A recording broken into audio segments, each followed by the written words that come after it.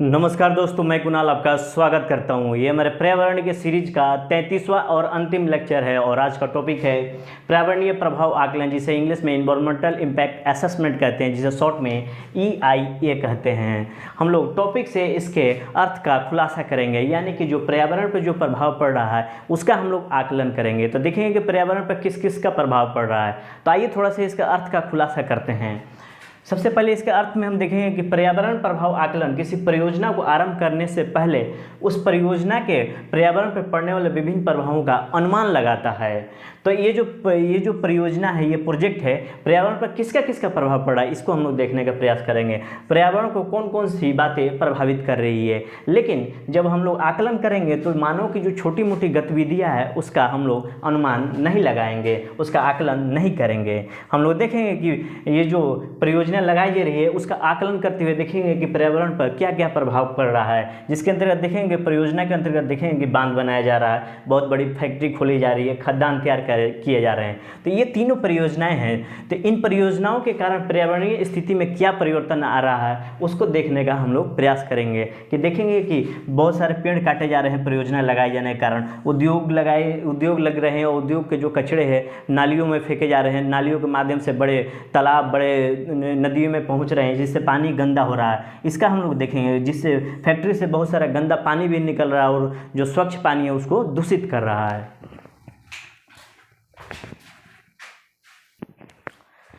बड़ी परियोजनाओं से पर्यावरण को नुकसान पहुंचता है। जो बड़ी बड़ी परियोजनाएं लगाई जाती है उससे पर्यावरण को नुकसान पहुंचता है। पर्यावरण को सबसे ज़्यादा नुकसान औद्योगिकीकरण एवं वैज्ञानिक आविष्कार के बाद हुई। पर्यावरण को जो भी सबसे ज़्यादा नुकसान हुआ औद्योगिकीकरण एवं वैज्ञानिक आविष्कार के बाद हुई, क्योंकि इनके बाद एक मिनट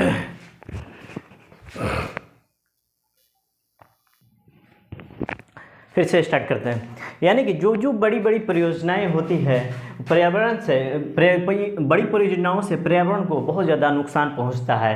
पर्यावरण को सबसे ज़्यादा नुकसान औद्योगिकीकरण एवं वैज्ञानिक आविष्कार के बाद हुई, क्योंकि औद्योगिकीकरण के फलस्वरूप बहुत सारे गैसों का रिसाव होने लगा। ठीक है, उसके बाद बहुत सारे वैज्ञानिक आविष्कार भी हुए, उनसे बहुत सारी मशीनों का निर्माण हुआ और इनकी वजह से क्या हुआ कि पर्यावरण पर बहुत ज़्यादा नुकसान होने लगा। इसके बाद देखें कि बड़ी परियोजनाओं से पर्यावरण को क्या नुकसान होगा, उसका आकलन ही EIA है, इन्वायरमेंटल इम्पैक्ट असेसमेंट है। इसके बाद देखेंगे कि शॉर्ट फॉर्म में अगर EIA को शॉर्ट फॉर्म में क्या, इसको पारिभाषिक रूप में देखें तो पर्यावरणीय प्रभाव आकलन किसी परियोजना को आरंभ करने से पहले उस परियोजना का पर्यावरण पर पड़ने वाले भिन्न प्रभावों का अनुमान लगाता है। यानी कि पर्यावरण पर वायु, जल, वनस्पति, मृदा और मनुष्य के स्वास्थ्य पर क्या प्रभाव पड़ेगा, इसका अनुमान लगाना ही क्या है, इन्वायरमेंटल इम्पैक्ट असेसमेंट है। इसके बाद देखेंगे कि कोई परियोजना या फैक्ट्री लगाने से पहले पर्यावरण, वन और जलवायु मंत्रालय से अनुमति लेनी होती है। उसके बाद अनुमान लगाया जाता है कि कितना पर्यावरण को नुकसान होगा और सरकार को पैसा दी जाती है और इस पैसे का प्रतिपूरक वनीकरण, कोष प्रबंधन एवं योजना प्राधिकरण में जमा किया जाता है, जिसे इंग्लिश में compensatory of forestation fund management and planning authority, जिसे शॉर्ट में कैंपा कहा जाता है, कैंपा में पैसा जमा किया जाता है।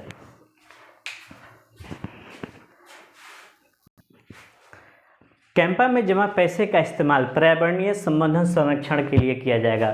जो कैंपा में पैसा आया उसका उपयोग पर्यावरणीय संवर्धन संरक्षण यानी इन्वायरमेंटल प्रमोशन प्रोटेक्शन के लिए किया जाएगा। इसके बाद EIA की शुरुआत USA से हुई थी सन 1969 में।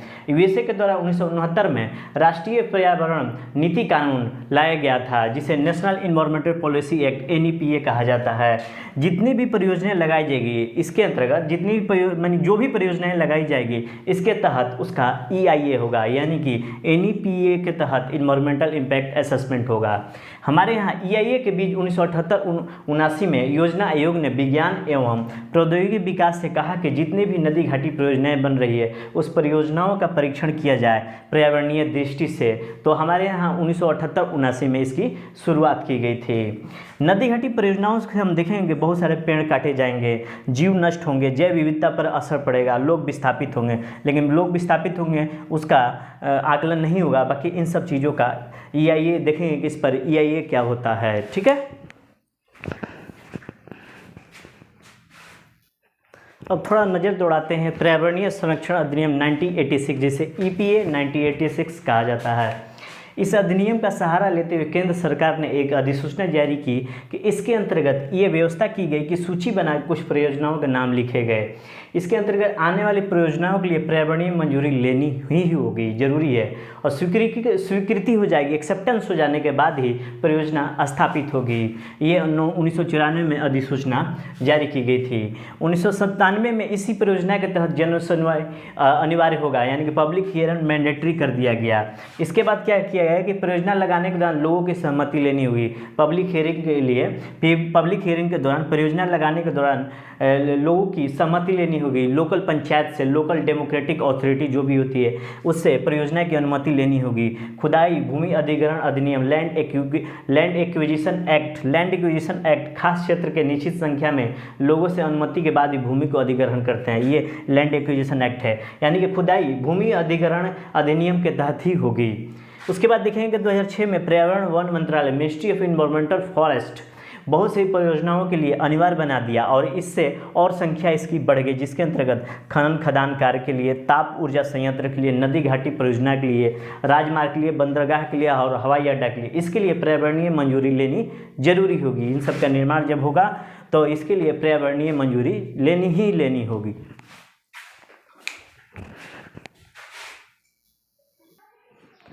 सन 2005 में केंद्र सरकार अभी पर्यावरण संरक्षण कानून 1986 इसके अंतर्गत सरकार अधिसूचना जारी करती है या इसमें परिवर्तन करती है तो नए एक्ट की बिल्कुल ज़रूरत नहीं है। सरकार 1986 में एक परिवर्तन किया और इसके तहत कोई भी ऐसी परियोजना जिसमें 50 करोड़ से अधिक की लागत आएगी उसके लिए EIA कराना अनिवार्य होगा। इसको ध्यान में रखिएगा। इसके तहत 29 परियोजनाओं को रखा गया, क्योंकि धीरे धीरे पर्यावरण संरक्षण पर चिंता बढ़ रही है। 2012-13 के आसपास जो परियोजना लगनी थी उसमें पर्यावरण मंत्रालय को फाइल भेजी जाती थी और रिजेक्ट हो जाती थी। इस कारण परियोजना पर अनुमति नहीं मिल पा रही थी, क्योंकि EIA की कानून बहुत सख्त था, ये बहुत ही अव्यवहारिक थी। अब 2015 में EIA के लिए ऑनलाइन आवेदन कीजिए तो ये पब्लिक डोमेन में रहेगी और इसकी मंजूरी मिल जाएगी पब्लिक डोमेन में रहने के बाद। EIA की प्रक्रिया को देखें तो ये 9 चरणों में संपन्न होती है। इसे पूरी प्रक्रिया के समानांतर 9 चरण हैं। इसको हम लोग बारी बारी से देखते हैं। पर्यावरणीय प्रभाव आकलन 9 स्टेप में संपन्न होती है, जिसमें पहला अपना चरण है स्क्रीनिंग। जांच की जाएगी कि ये जो पर्यावरणीय आकलन जरूरी है या नहीं है, आकलन का स्तर क्या होना चाहिए, इसकी जांच होगी पहले चरण में। उसके बाद सेकंड में प्रयोजन स्कोपिंग, आकलन का प्रयोजन से क्या है, आकलन के प्रयोजन से है, आकलन किन किन मुद्दों पर होगा, जल वायु भूमि पर। उसके बाद किन किन प्रभावों के लिए करेंगे, किस किस क्षेत्र के प्रभाव और कितना प्रभाव होगा, सेकंड चरण में होगा। थर्ड चरण में देखेंगे बेसलाइन अध्ययन, बेसलाइन स्टडी, यानी कि आरंभिक बिंदु। अभी परियोजना की शुरुआत होने वाली है, उस समय पर्यावरण की स्थिति क्या होगी। परियोजना शुरू होने के बाद अब जो परिवर्तन हो रहे हैं, परिवर्तन कितने हो रहे हैं, इसका मूल्यांकन कैसे करेंगे। मूल्यांकन परिवर्तन के लिए कोई आंकड़ा तो होगा, तो इसके लिए बेसलाइन अध्ययन किया जाएगा। ये तीसरा चरण हो गया।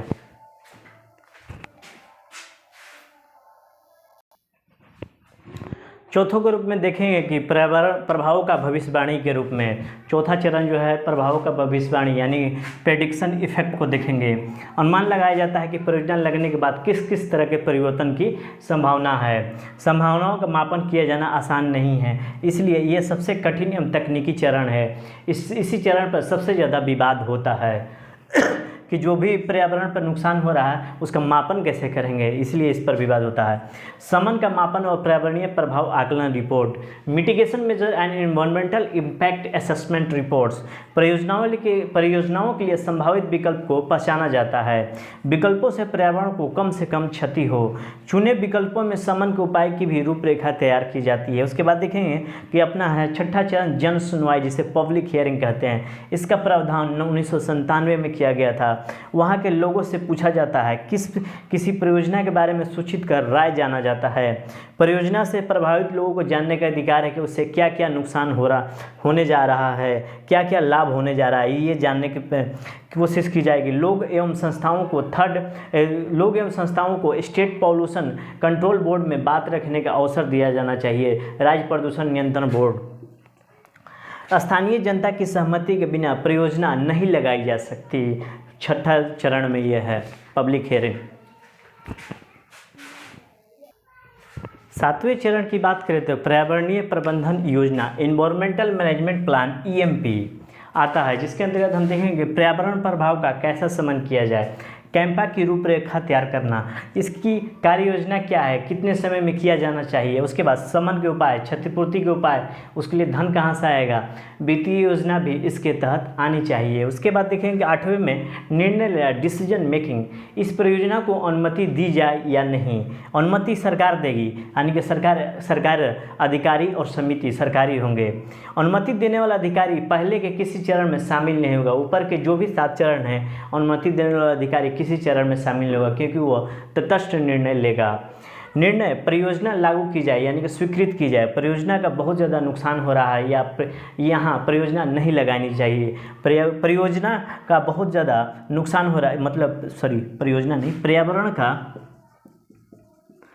पर्यावरण का बहुत ज़्यादा नुकसान हो रहा है, यहाँ परियोजना नहीं लगाई जानी चाहिए। लेकिन आप अपनी परियोजना में थोड़ा सा बदलाव करके, अगर पर्यावरण को नुकसान नहीं हो रहा है तो आप लगा दीजिए, ठीक है। थोड़ा सा अपनी परियोजना में बदलाव करके लगा दीजिए। 8वें चरण में ही लिया जाता है।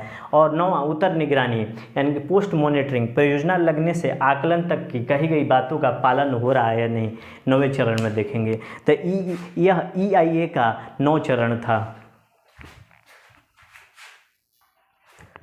EIA के तत्वों को देखें तो सबसे पहले अपना आता है वायु पर्यावरण, वायु की शुद्धता पर क्या प्रभाव, ध्वनि और शोर पर्यावरण, साउंड एंड नॉइज इन्वायरमेंट। उसके बाद जलीय पर्यावरण, वाटर इन्वायरमेंट, जैविक पर्यावरण, बायोलॉजिकल इन्वायरमेंट, भूमि पर्यावरण, लैंड इन्वायरमेंट, सामाजिक आर्थिक एवं स्वास्थ्य पर्यावरण, socio economic and health environment, जोखिम आकलन, रिस्क असेसमेंट, परियोजना से कितना रिस्क होगा, पर्यावरण प्रबंधन योजना, इन्वायरमेंटल मैनेजमेंट प्लान, लोगों का पुनर्वास, पर्यावरण की पुनर्स्थापना के लिए योजना बनाना, संसाधन कहाँ से आएंगे उसकी योजना बनाना शामिल है।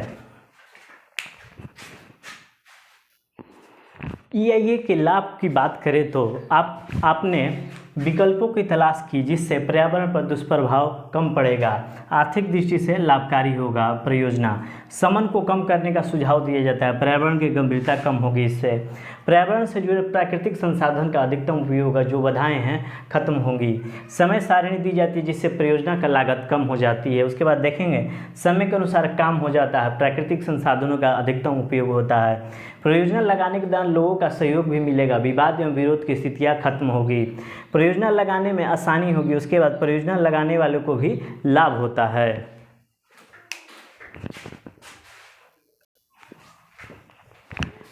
भारत में पर्यावरणीय प्रभाव आकलन यानी इन्वायरमेंटल इम्पैक्ट असेसमेंट सही से हो रहा है या नहीं, इसको हम देखें तो पाएंगे कि भारत में इसको लेकर बहुत सारी कमियां हैं, क्योंकि भारत में बहुत सी परियोजनाओं को इस आकलन से बाहर रखा गया। केवल 29 परियोजनाएं तथा 50 करोड़ से अधिक लागत की परियोजनाओं का ही EIA होता है।